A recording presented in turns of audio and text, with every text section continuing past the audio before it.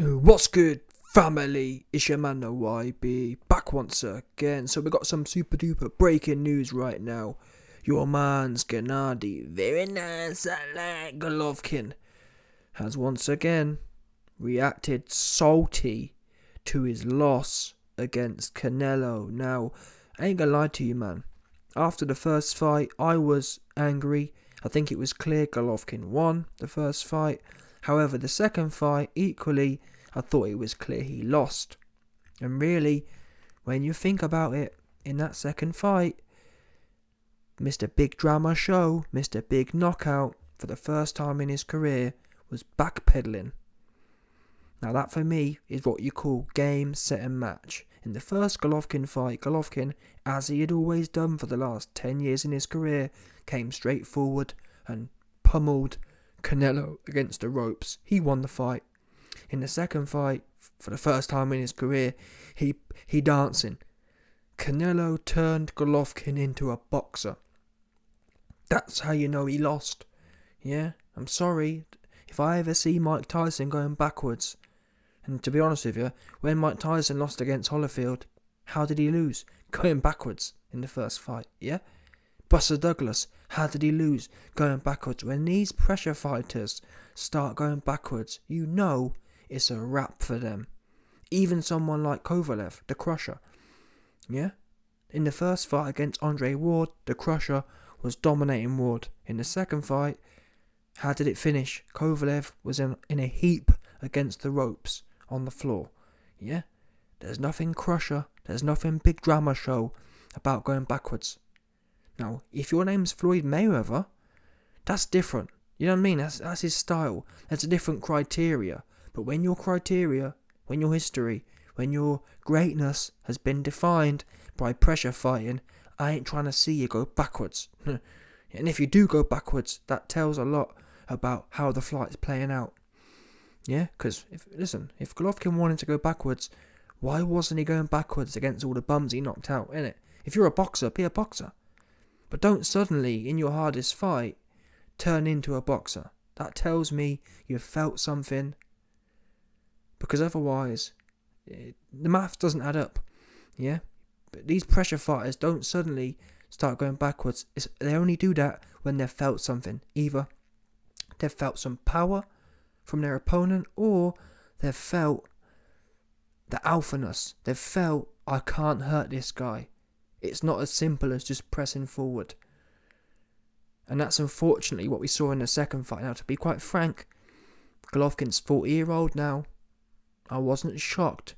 I knew that Canelo, I said to everyone, there's no way Canelo loses this fight. In fact, I had a big bag betting on Canelo to win this fight, and the odds weren't great. You put 100 quid on, you only got 20 quid profit back. That's how certain I was that Canelo was going to win this fight. Because he's too strong at 168. Canelo's a better version of that second fight, and I said that in the build-up to the fight. Canelo is a better version of the second fight. Golovkin's an older version of the second fight. Yeah, if Golovkin didn't like what Canelo was doing in the second fight, which was backing him up and holding his feet, he ain't going to like it now, when Canelo's in his prime. And lo and behold, for the first 8 rounds, Golovkin didn't want nothing to do with Canelo. Yeah? Now I've set the background. Let's now read the comments from old Golovkin. I don't feel I lost the fight. Especially in the second half.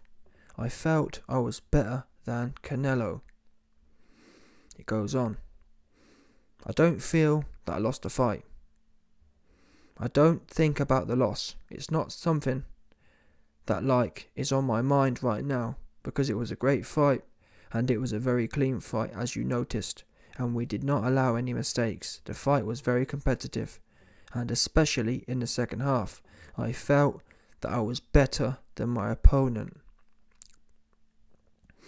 It's not up to me to talk about scoring. I just did my dark job, and the judges came up with these scores. That's their decision. I don't want to belittle his victory, but at the same time, I did not feel that he was any faster or stronger. Cap. Cut the cap, old Golovkin. You're talking shit, mate. Because if you didn't feel he was stronger, why did you only start getting going when Canelo essentially was done? Yeah? That to me, in fact, how the fight played out proves you was worried about his power and his speed, because you only started coming on strong once it was clearly evident that Canelo was spent. Bottom line, that's not a coincidence, people. It's not a coincidence Golovkin only had something to say in the last 4 rounds. When Canelo, really, I told everyone, how you fight Canelo is you take shots in the first 6 rounds and then you stick it on him hard in the last 6. Obviously, though, you need to pick up a few rounds in the first 6, 1 or 2 rounds. Put a few spurts in, maybe round 3 and 6, and then dominate the last 6. That's the game plan to beat Alvarez. Golovkin did nothing for 8 rounds. There's an argument he could have lost the whole first 8. A good argument, to be quite honest with you. Yeah? Why is that? We all watched it, people. I did not feel that he was any faster or stronger. He was faster and stronger. And you was older. And you know it. And that's what I mean. Initially, yeah, I gave praise to Golovkin because obviously he didn't get knocked down. And he didn't get knocked out, which made me some money. But on reflection, you know, Golovkin's had one tough opponent in his whole career. And that was Canelo. And really, on reflection, I mean, was it his job at 40 to make a stand? I don't know. But the point is, guess what? Before this trilogy, Golovkin was saying, he's going to find out. Yeah? Golovkin was saying he's sick of Alvarez. And Golovkin was setting the scene, implying he was coming for revenge after all of the bad judges' scorecards. That was the narrative. Now, in reality, did any of you see a man in there looking for his revenge? Now, as it happened, it worked out well for me, because if Golovkin had gone in there and looked to really leave it all out there, he might have got stopped. But that's irrelevant. Golovkin, you were supposed to be coming for revenge. And even to be quite frank, in the last 4 rounds, he wasn't that thirsty for revenge. And what got me as well, or what got me thinking less sympathetic for Golovkin, was the fact that after the fight, Golovkin started saying in the press conference, look at my face, there's no marks on it. It's like, what? You sound like Floyd. I'm sure Golovkin in the past year has clowned Floyd for saying shit like that. I'm sure Golovkin would say, Mexican style. Yeah, Floyd runs. Floyd don't get hit. I'm in there, I love getting hit.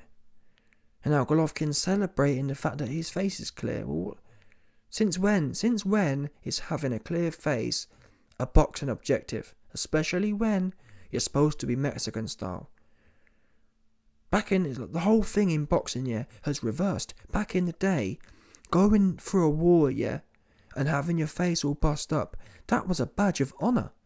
Now, it's like, well, if you can go into a fight and do the bare minimum and not get hit at all, and really, there's a difference here between not getting hit and there's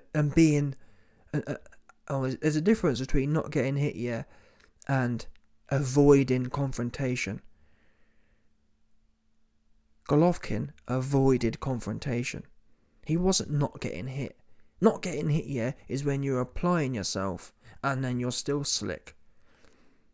Going in there and not throwing any punches, which means your hands are by your head all the time, which means you're able to defend yourself more. That's not, what's cool about that? What's cool about not throwing your hands? It almost reminds me of like Adrian Broner's renowned for this. Adrian Broner will go into a fight with Manny Pacquiao, not throw any hands, and then after the fight say, I won the fight, look at my face, I didn't get hit once. Well, yeah, you didn't get hit once because you didn't throw any hands. It's actually quite easy to do. It's quite easy in boxing to put your earmuffs on and not throw any punches and then not get hit. For example, look at Mikey Garcia versus Errol Spence. He went in there, didn't throw any hands, and was able to survive. Whereas Ugas, your Dennis Ugas went in there, threw hands, and got stopped. That's what throwing hands does. It opens you up. However, it gives you a chance to win. Mikey Garcia had no chance to win because he didn't throw no hands. Adrian Broner had no chance to win. Your Dennis Ugas had a chance to win because he was throwing his hands. Do you know what I'm saying? And he got his eye bust for the privilege. But Ugas, at least he can hold his head high to some extent and say, you know what, I tried. Unlike Mikey Garcia, unlike Adrian Broner. So for me, it's one of them ones, to be honest with you. Yeah? You got old Golovkin out here moaning and complaining. I want to fight. Listen, if you want to fight, you could have made it clear you want to fight. In reality, Golovkin turned up for a payday and he was more interested, like most people are these days, he was more interested in self-preservation. Even his trainer was saying, come on, this is what we trained for. We trained for this in Big Bear. I actually felt quite sorry for his trainer. His trainer sounded like he wanted it more than him, to be honest with you. Especially in them first 8 rounds. Now clearly, what happened was, Golovkin got in there, and realised how fast and how strong Canelo was.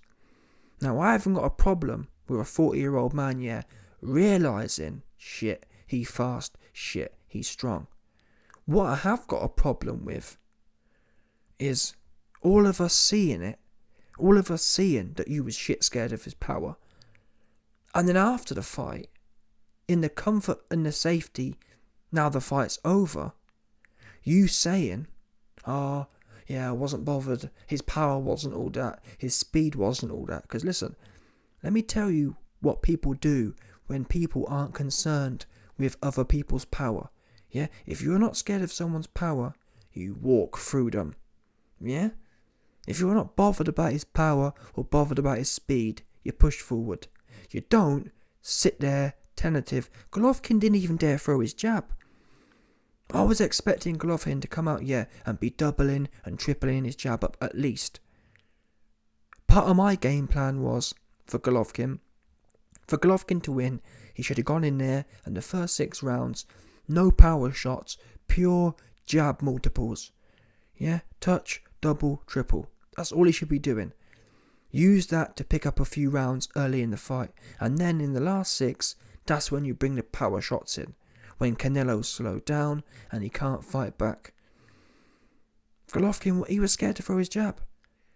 Because he was scared to get countered with something. God knows what. Maybe, I think, to be fair, he did get hit with an overhand right from Canelo. But at the end of the day, that's the fight game. Yeah? That's the big drama show, is it not? So at this point for me, I'm tired of hearing Golovkin's excuses now. His 2 fights he's lost on the trot. It's not surprising because of his age, but I feel like almost Golovkin's fallen in love, with this narrative. He's fallen in love with the narrative of, I've been robbed. You know what I mean? I'm sorry. Dana White says it best. Don't leave it in the hands of the judges. Now, I'm not saying Golovkin should have gone in there, and just try. Well, yeah. In fact, I am saying that. I'm not saying Golovkin should have been reckless, but Golovkin, I'm sorry, Golovkin did not show he was looking to take the fight out of the judges' scorecards. He was not looking. We've seen many great fighters in the past, be prepared to go out on their shield. We saw Luis Ortiz the other weekend, getting himself off the canvas multiple times, trying to find a way to land heavy shots. Now, Golovkin has one of the best pound-for-pound chins in the world. Why is he not using it? Even at 40, he could have said, you know what? I'm gonna at least push myself until I get put down. Do you know what I'm saying? I'm gonna at least see how much I've got. Because really, in all the 3 fights, neither man can really say they put themselves out. Yeah? Neither man can really say, you know what? I really got 10 out of 10. I used everything I had. Do you know what I'm saying? I'd say Golovkin was probably a 6. Golovkin probably used 60 or 70% of what he had in that fight. Canelo probably similar. You didn't see either man pushing the case. They were boxing. He said it himself. Yeah, it was more of a chess match. Well, a chess match is technical. A chess match is not one man saying, you know what, I'm not leaving this fight in the hands of the judges. I've been robbed twice. I'm going to lock this one off. I did not see that spirit from Golovkin. And unfortunately, this verbiage here is played out now. Oh, I don't feel that I lost the fight. I don't care what you feel, Golovkin. We've heard it too many times now. It's tiring.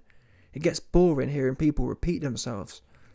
I lost. I didn't lose the fight. You lost the fight. And that's the worst thing. You actually lost the fight. Do you know what I'm saying? You did lose. Of all the fights you might not have lost, let me tell you this for free. You absolutely lost this one. How about that? Yeah? Your old ass didn't do anything for 8 rounds. And when you look back here, historically, at great people, there's a whole list of them who left it or who definitely gave more than Golovkin did. And for me, it's like Golovkin hasn't had that many hard fights. Go on. Who have been Golovkin's hard fights? Golovkin really has fought pretty mid-level dudes his whole career. The one fight he had to show up was against Canelo. And really, he failed to do it 3 times. Or certainly the last 2 times. The last 2 fights with Golovkin, Golovkin didn't dare to be great, bottom line. That's the conclusion, people. Yeah? Golovkin's fought 1 Hall of Famer, Alvarez. And he didn't get the best out of himself. And he didn't even really dare to try, to be honest with you. He was happy with the payday. He was happy with a chess match. It's a shame, but that's what it is, people. Golovkin does not have, for me, he doesn't have that Hall of Fame resume. He doesn't. Bottom line, could he have done something in other eras? We won't know. Because he never really, for me, he didn't show much, to be quite honest with you. And it's almost like his narrative, Golovkin's narrative, or Golovkin's career, or Golovkin's, Golovkin's history, basically. It's all been about him moaning. Now, I wasn't saying this before the fight. Why? Well, I was thinking, maybe he's going to show us something. Do you know what I mean? Let me give him one more chance to show us something. To show us he ain't trying to leave it in the hands of the judges. To show us he wants his revenge. He had the opportunity and didn't show shit, did he? What did he show? He showed he can turn up and have a...